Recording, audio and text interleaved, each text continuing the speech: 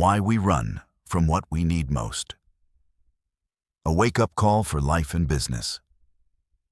O Jerusalem, Jerusalem, how often I have longed to gather your children together, as a hen gathers her chicks under her wings, but you were not willing. Matthew 23:37.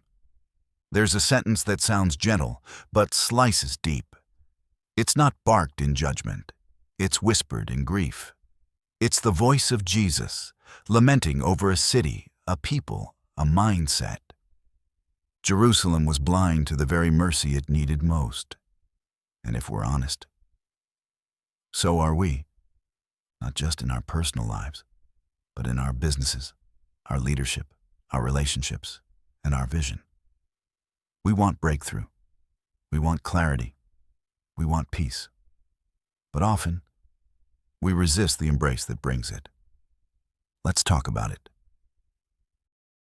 The pattern of rejection and how we mirror it. Jerusalem had a history. God had sent prophet after prophet, truth-tellers, course-correctors, mouthpieces of mercy. But they were stoned, rejected, silenced. Why? Because truth can be inconvenient. Mercy can feel foreign. Love like that, relentless, unearned, protective, can be uncomfortable. Now let's zoom out. In life and in business, how often do we turn away from what's good because it feels too good? That mentor who challenges us to slow down before scaling. That still small voice telling us to pause and rest before launching the next product. That offer of help we refuse because we want to prove we're strong enough without it. We reject the things that are trying to gather us. We stone the prophet when the feedback hits too close.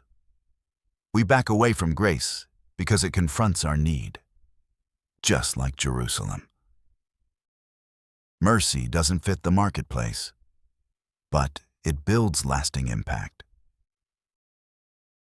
Here's the tension. In business, we're told to hustle, prove, compete, outperform. Mercy feels like weakness. But Jesus isn't operating by Forbes metrics. He says, I long to gather you. That's nurture language, protective leadership, servant-hearted strategy. If you're leading a team, building a company, launching a vision, the most disruptive thing you can do is lead like that mother hen. Open arms, shelter in the storm. A culture of covering, not crushing. You can be bold and kind. You can chase goals and care for people. You can build a bottom line and be a builder of souls. In fact, if you don't, you'll succeed in business and lose in life. When you don't feel worthy of what's being offered. Let's get real for a moment. Sometimes the reason we push away goodness, whether in a friendship, opportunity, or moment of rest, is because we don't believe we deserve it. Imposter syndrome isn't just about job titles. It creeps into our souls. We think, surely that kind of mercy, grace, peace can't be for me. But Jesus isn't confused about who he's inviting in. He sees the cracks in your voice, the exhaustion behind your eyes, the questions behind your drive. And he still says, come under my wings. In business terms, I'm your covering, your strategist, your safe place. In life terms, I'm not here to compete with your ambition. I'm here to redeem it. What we can learn and build from this verse.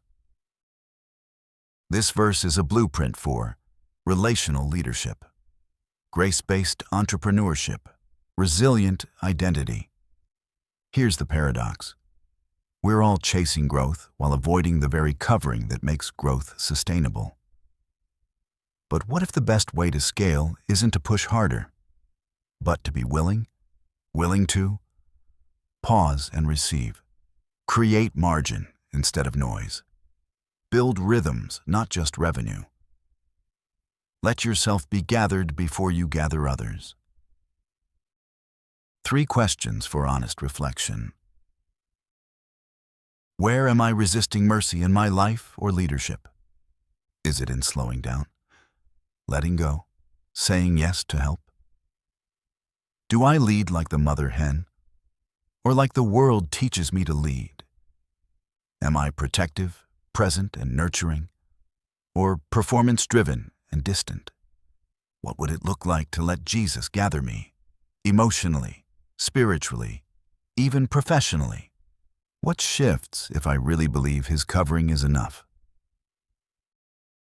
Take action, your gathering ground. Today, don't just read, respond. If you're a leader, ask yourself, who on my team needs to be gathered, not just managed? If you're building something, check your foundation. Am I building under God's wing or out on my own? If you're tired, let this be your release. I don't have to prove anything. I can be gathered. Take a walk. Pause your to-do list. Speak this prayer out loud. God, gather me. I've been running hard and I'm worn thin. Help me believe your mercy is real for me, not just in theory, but in practice. Cover my work, cover my heart, and teach me to lead like you, open-armed, nurturing, and grounded in grace. Final thought. You don't have to hustle for mercy. You don't earn it. You don't outgrow it. You don't have to be perfect to receive it. You just have to be willing. And in being willing, you'll become a leader, builder, and human being that carries a legacy far bigger than your business card. Let Jesus gather you. Because in the end, gathered people gather others. And that's where real impact begins.